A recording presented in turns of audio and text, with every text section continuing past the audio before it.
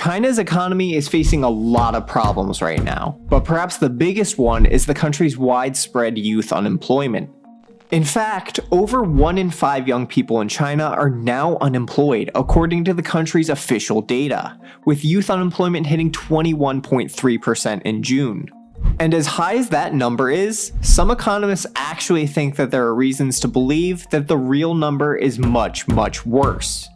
China's youth unemployment crisis has gotten so bad that the country even announced that it will no longer be reporting the numbers in the future, as China continues to try to suppress access to information about its floundering economy. So what exactly is causing this massive youth unemployment? There are quite a few different factors at play, and they can loosely be divided into 2 categories: social unrest among the Chinese youth and widespread economic problems. Let's start by examining the social unrest. In recent years, there has been backlash from young Chinese people who are rejecting China's work culture. China has a hyper-competitive culture with massive pressure placed on people to succeed. Many Chinese families are very concerned with how to remain in China's middle class and have their children improve their social and economic status. China's hustle culture and focus on climbing the social and economic ladder has led to immense pressure for China's youth to succeed in school, work, and life. This hustle culture can be best seen in what's called China's 996 work culture. The 996 is a work schedule that's used by many of China's largest companies and industries, and it means that employees are expected to work from 9 a.m. to 9 p.m. 6 days a week. Working 12-hour days 6 days out of the week means that many Chinese people are consistently putting in 72-hour work weeks. The 996 lifestyle has been promoted by some of China's largest and most influential business executives, such as Jack Ma, the founder of Alibaba, who notoriously called the 72-hour work week a blessing. While China's government has labor laws that are supposed to prevent companies from overworking employees like this, these laws are not enforced by the government since they hinder economic growth. This lack of labor law enforcement and the 996 work culture has even led to employees suddenly dying due to exhaustion and health complications from working excessively long hours. This hyper-competitive work environment has led to increasing unhappiness from China's young people, who feel that they are being expected to work the majority of their life away for very little benefit to them. Young people are increasingly facing issues with what's called China's 3 big mountains, which refer to the country's rising education, healthcare, and housing costs. Housing affordability in particular is a massive issue facing Chinese youth due to China's property bubble. As a country, China has a house price to income ratio of 17, meaning that a typical Chinese household with an average income will need to save all their disposable income for 17 years before they will have enough money to afford a house. In comparison, the UK has a ratio of just 6. With many young Chinese people feeling that it is impossible to get ahead even with hard work, many are rebelling against the status quo and China's 996 work culture. 2 of the most prevalent movements against this work culture have been the lying flat and let it rot movements. Lying flat is a term used to describe rejecting the social pressure in China to overwork and overachieve, and looks to set more modest goals. Many Chinese youth who subscribe to this movement are minimalist and look only to meet their basic needs, not wanting to work longer hours beyond that point to improve their status.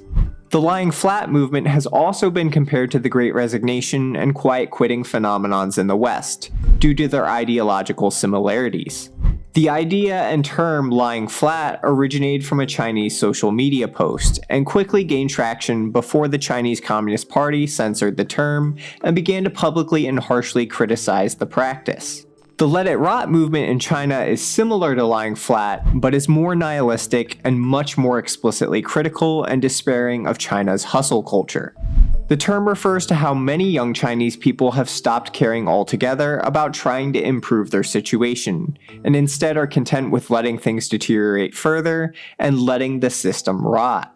The lack of work opportunity and social mobility has led many young Chinese people to give up on the idea of a job altogether, which has led to higher unemployment and growing concern from the Chinese government. When you factor in the Chinese youth that are not employed, aren't currently studying, and are not currently looking for work, it's estimated by some economists that China's youth jobless rate might actually be as high as 46.5%. But China's youth unemployment crisis is not simply due to a lack of motivation. A wide variety of economic factors have combined to create a poor job market for young people in China. As China's economic situation has continued to get worse by most economic data benchmarks, many businesses are simply not looking to hire. And this scarce job market is hitting young Chinese people especially hard. The labor market is really competitive right now, so businesses aren't particularly inclined to hire young, inexperienced workers that they would need to train when there are a lot of more qualified and experienced candidates that are also applying to the same jobs. Another major issue is that many young Chinese graduates are getting degrees in fields where there simply aren't enough jobs. A Goldman Sachs research report suggests that while the number of Chinese graduates are increasing in disciplines like education and sports, the hiring demand for these industries are also decreasing. This is creating a situation where there is now a surplus of college graduates that can't find jobs in their field. This situation has been made much worse by the fact that China's government has significantly restricted its tech sector and other high-growth industries in recent years. Companies like Alibaba faced heavy anti-monopoly scrutiny and received multiple fines from the government as the power and influence of these tech companies began to grow past what the Communist Party was comfortable with. The CCP also forced many of these companies to make major changes to their businesses in order to limit their size and power. All told, this regulatory crackdown wiped out over $1 trillion in value from China's tech sector. And many of these companies in response have had significant layoffs, with companies like Alibaba letting go over 10,000 employees.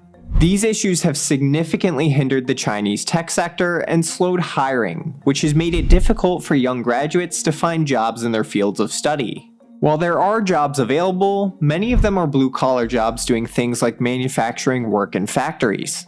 While China's government has publicly promoted the value of education, and many young Chinese people have pursued higher education in hopes of better job prospects, the reality is that China's economy still relies predominantly on manufacturing and exporting. So there aren't nearly as many job openings in white-collar professions as there are in blue-collar manufacturing work. But many of these young college graduates are unwilling to take lower paying jobs outside of their field after investing so heavily in their education, which has created a major imbalance in the labor market.